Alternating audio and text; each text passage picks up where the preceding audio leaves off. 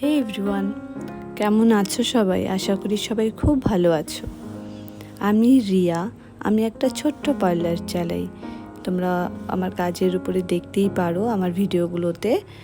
তো আমার কাজ ফার্স্টে আমি স্টার্ট করি আমার এই কাজটা, সেটা হচ্ছে পার্লারেরটা দিয়েই কাজ করি। 2014 থেকে আমার জার্নিটা শুরু, রান করছি তখন থেকে। আর মেকআপটা হচ্ছে 2019 থেকে।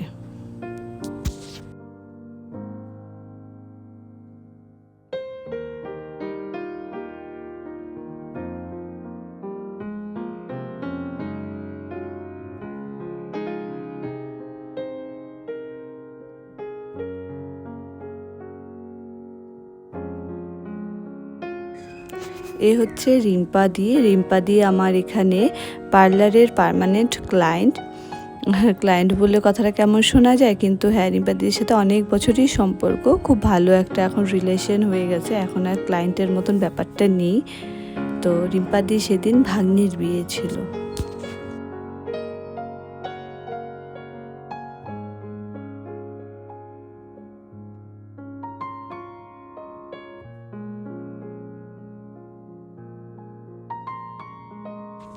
বাড়ির বিয়ে হলে যেটা হয়, ভাগ্নির বিয়ে মাসির তো প্রচুর দায়িত্ব থাকে। রিম্পাদির আসার কথা ছিল 3:30টার সময় আমার এখানটায়, কিন্তু রিম্পাদি কিন্তু এসে পৌঁছায় রাত 7টার সময়, সন্ধে 7টা। রাত তো হয় না, সন্ধে ওই টাইমটা।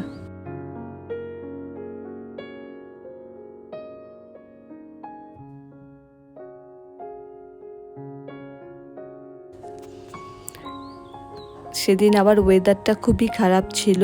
19শে এপ্রিলের যে বিয়ের ডেটটা, সেই ডেটটা আমরা মানে সেদিন যাদের বিয়ে ছিল তারা খুব টেনশনেই ছিল। এত খারাপ ওয়েদার, হঠাৎ করেই কেমন একটা যেন ওয়েদারটা হয়ে গেল। আমরা জানি বৈশাখ মাসে তো বৃষ্টি হওয়ারই কথা, তার মধ্যে সেদিন একদম স্পেশালি বিয়ের ডেটে বৃষ্টি হওয়া মানে খুবই টেনশনের ব্যাপার। যাদের এই অনুষ্ঠানের মধ্যে যদি বৃষ্টি হয় তারাই একমাত্র বুঝতে পারে যে কত পরিমাণে তাদের কষ্টও হয়।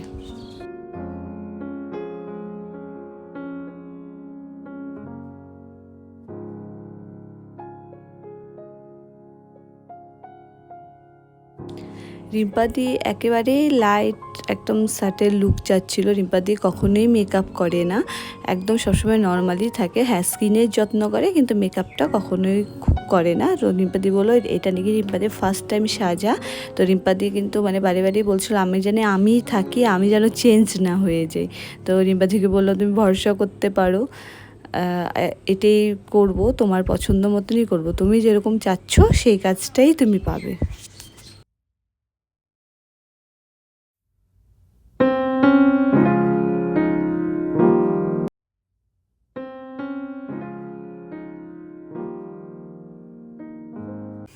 তো ফার্স্টে আমি চোখটা করার পরে রিম্পাদিকে শুধু আপারের লাইনারটা পরাই। যখন আমি লোয়ারে কাজল, ঠিক কাজলও পরাই না, লাইট একটা শেড দেই, তখন রিম্পাদি বলছে আমার শুধু উপরেরটাই ভালো লাগছে, কিন্তু নিচেরটা মনে হয় আমাকে একটু বেশি অন্যরকম দেখাচ্ছে।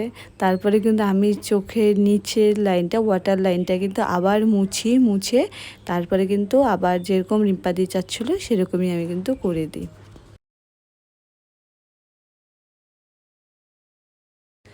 কিন্তু আমার মনে হয় মেকআপটা অ্যাকচুয়ালি যে করবে তার পছন্দই করে দেওয়া উচিত, কারণ মেকআপ সবার পছন্দ একই রকম হয় না। তো অ্যাকচুয়ালি আমাদের তো একটা দায়িত্ব থাকে তার যাতে পছন্দ মতনই করে দেয়, কিন্তু অনেক সময় হয়তো এমন কিছু করে দিলাম সেটা তার ভালো লাগছে না। তো আমি চেষ্টা করি সেটা মানে ওইভাবেই করা, যাতে তার যদি তার পছন্দ না হয়, যাতে আমি সেটা মুছে দিয়ে বা তুলে দিয়ে জানি তার পছন্দের মতন কিছু করে দিতে পারি।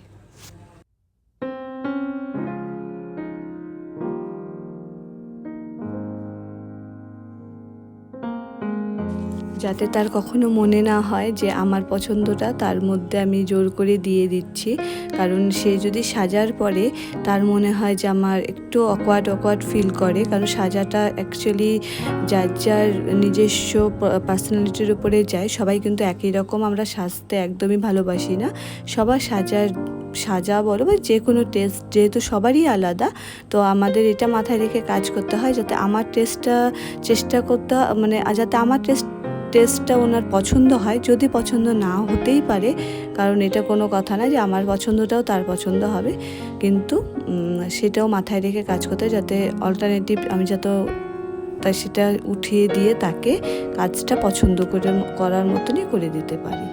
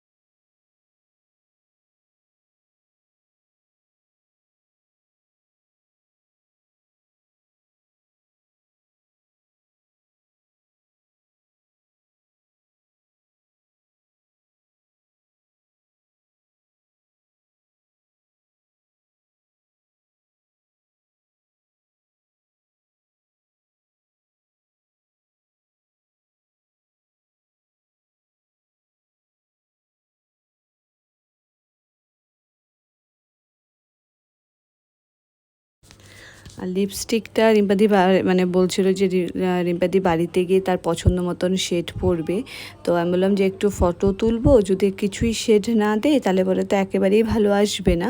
তখন আমি একটা লাইট শেডেরই একটা লিপস্টিকও দিয়ে আমার মতন করে আমি ফটো তুলি, কিন্তু রিম্পাদি অ্যাকচুয়ালি বাড়িতে গিয়ে লিপস্টিকের কালারটা কিন্তু চেঞ্জ করে, ডিপের মধ্যে কিছু দেয়, সেটার আর ফটো তোলাও হয়নি। আর রিম্পাদি যেহেতু খুব ব্যস্ত ছিল, আমি আর রিম্পাদিকে বলিনি যে তুমি লিপস্টিক চেঞ্জ করে ফটো তুলে আমাকে পাঠিও, কারণ আমার মনে হলো তার এটা অনেকটাই চাপ হয়ে যাবে, তার জন্য আবার।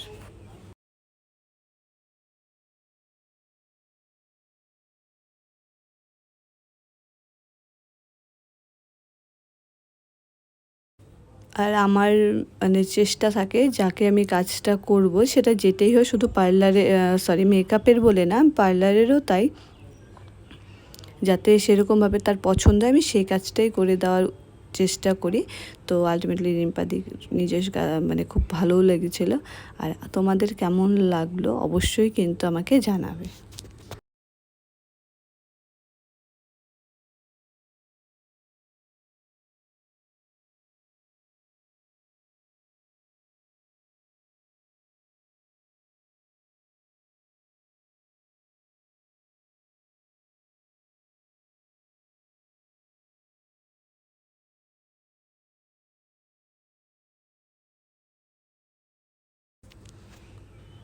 তো দেখা হবে পরের আর একটা ভিডিওতে। সবাই সুস্থ থেকো, ভালো থেকো, আর অবশ্যই জানিও, পারলে ফলো করে দিও, সাবস্ক্রাইব করো, তাহলে আমার ভালো লাগবে যে আমার কাজটা তোমাদেরও খুব ভালো লেগেছে।